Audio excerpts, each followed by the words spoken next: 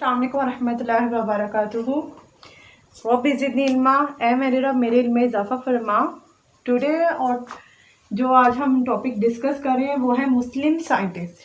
वैसे तो बहुत सारे मुस्लिम साइंटिस्ट हैं, लेकिन आज की बुक में 9th क्लास की बुक में जो मुस्लिम साइंटिस्ट का जिक्र किया गया है वो 3 मुस्लिम साइंटिस्ट हैं, जिसके अंदर जो फर्स्ट है वो है जाबिर बिन हयान।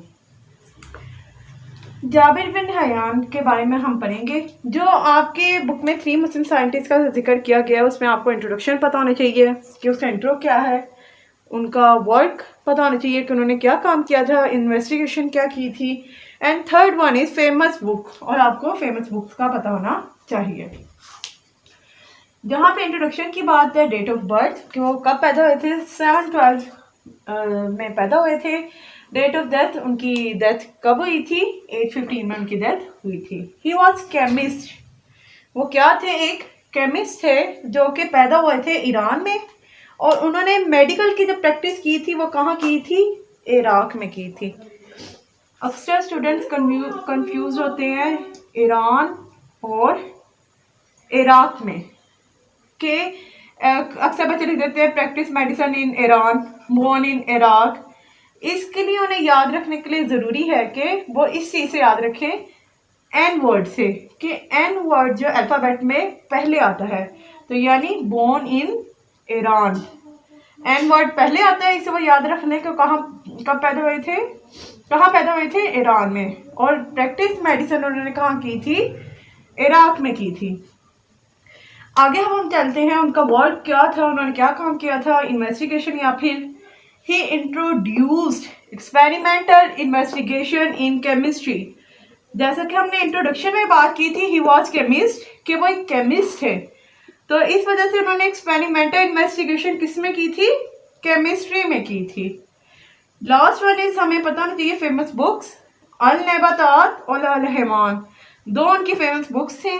अल नबातात नाम से पता चल रहा है किसके बारे में, प्लांट्स के बारे में।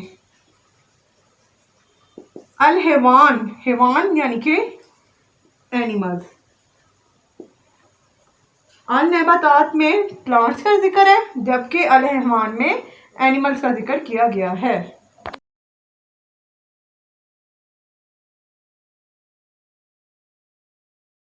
सेकंड मुस्लिम साइंटिस्ट का जो जिक्र हमारी बुक में है वो है अब्दुल मलिक अस्मई। इसमें भी हमने वही 3 बातों को डिस्कस करना है। इंट्रोडक्शन हमें पता होना चाहिए, वर्क या इन्वेस्टिगेशन जो उन्होंने की थी, और third one is famous books का हमें पता होना चाहिए। तो पहले इंट्रो की बात करते हैं। उनकी डेट ऑफ बर्थ क्या थी, 740। डेट ऑफ डेथ हमें पता होना चाहिए, 8/28। ये एमसीक्यूज में भी आपसे पूछी जा सकती है। He was first Muslim scientist. Muslim scientist बहुत थे, तो इन्हें फर्स्ट मुस्लिम साइंटिस्ट क्यों कहा गया, ये पहले मुस्लिम साइंसदान नहीं थे, इन्हें फर्स्ट मुस्लिम साइंटिस्ट इसलिए कहा गया था बिकॉज इन्होंने फर्स्ट टाइम स्टडी की थी एनिमल्स की। किसकी, एनिमल्स की इन डिटेल।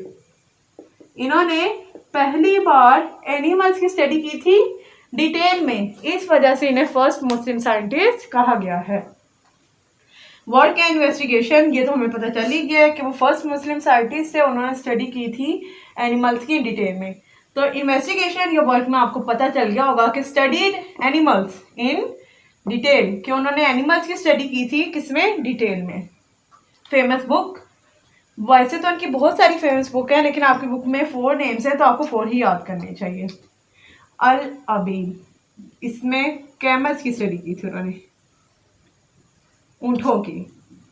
अल खैल, इसके अंदर उन्होंने स्टडी की थी हॉर्स यानी घोड़ों की।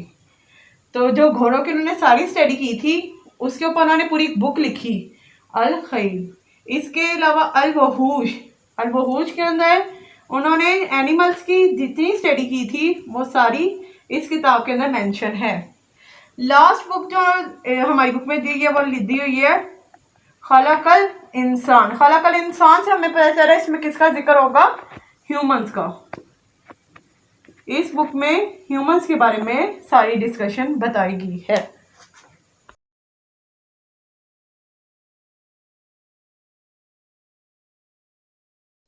थर्ड वन इज बू अली सीना। बू अली सीना ये बहुत ज़्यादा फेमस मुस्लिम साइंटिस्ट है। इनके इंट्रोडक्शन की बात करते हैं। इनकी डेट ऑफ बर्थ क्या है 980, डेट ऑफ डेथ क्या है 1037। He was the honoured of the founder of medicine in west. कि इन्हें मेडिसन का क्या बनाया गया था, ओनर। इन्हें इतनी इज्जत बख्शी गई थी मेडिसन में कि इन्हें मेडिसन का ओनर बना दिया गया था। इन्होंने इन्वेस्टिगेशन की थी, तो केमिस्ट्री के साइंटिस्ट थे, ही वॉज केमिस्ट। और इन्होंने जो इन्वेस्टिगेशन सारी की थी, जो प्रोसेस सारा इन्होंने रिसर्च किया था, वो किया था मेडिसिन के ऊपर। मेडिसिन के फार्मूलाज पे इन्होंने सारी रिसर्च की थी, जिसकी वजह से उन्हें अपने दौर में बहुत ज़्यादा इज्जत मिली थी और इन्हें ऑनर करा दिया गया था किसका, मेडिसिन का, इन वेस्ट में। वो फिजिशियन थे, यानी कि डॉक्टर थे, फिजिशियन भी थे। उन्हें अल्लाह ताला ने बहुत सलाहियतों से नवाजा था। फिजिशियन यानी डॉक्टर थे। He was also philosopher. वो फिलोसफर भी थे। फिलोसफर उस शख्स को कहा जाता है जिसके पास बहुत ज़्यादा मालूमात इकट्ठी हो, जिसके पास डिफरेंट बुक्स की मालूमात इकट्ठी हो, उसे फिलोसफर कहते हैं। He was astronomer. एस्ट्रोनॉमर किसे कहते हैं, जिसके पास प्लैनेट्स की स्टडी इकट्ठी हो। तो वो एस्ट्रोनॉमर भी थे क्योंकि वो प्लैनेट्स के ऊपर भी स्टडी करते थे। ही वॉज पोइट, वो शायर भी थे। वर्क इन्वेस्टिगेशन मैंने भी आपको बताया था कि वो केमिस्ट थे, इसलिए उन्होंने मेडिसिन फार्मूला पे स्टडी की थी। उनकी जो मोस्ट फेमस बुक है वो है अल कनान फी अल तिब। अल कनान फी अल तिब, ये उनकी फेमस बुक है। कनान का नाम क्यों दिया गया है? कनान का नाम इसलिए दिया गया है क्योंकि अभी भी अगर इनकी बुक्स में से कोई रद्दबदल करना चाहे, जो इनके लॉ हैं, प्रिंसिपल्स हैं, उनको चेंज करना चाहे, तो कानून के उसके खिलाफ क्या होगी, इन्वेस्टिगेशन होगी, क्योंकि वो कानून की खिलाफ वर्जी करेगा कि उनकी फार्मूलाज को, उनके लॉज को, उनके प्रिंसिपल्स को कोई चेंज नहीं कर सकता। इसमें किसी किस्म की रद्दबदल नहीं हो सकती। तो इस वजह से अगर कोई शख्स उनके कानून, लॉज को या उनके फार्मूलाज को चेंज करने की कोशिश करेगा तो उस पर कानून जो है वो एक्शन लेगा। तो इसलिए उनकी किताब को it is known as canon of medicine in west भी कहा गया है। Okay, thank you. आज का हमारा टॉपिक यहीं तक कंप्लीट होता है। अल्लाह हाफिज़।